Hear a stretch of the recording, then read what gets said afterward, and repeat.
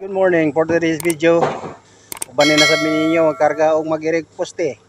Ana man na, gani no?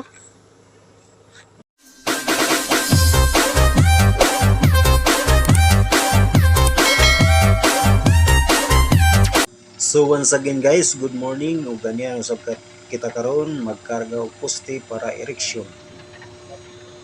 Dinhi sa tower sa San Ramon.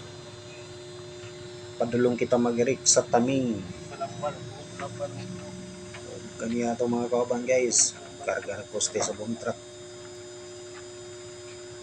Diya, tanawa ninyo.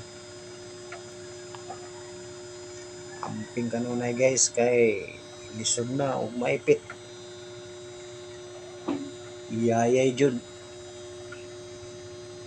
So mo na siya guys. Ubay-ubay patag poste ri kay no. Pero okay ra.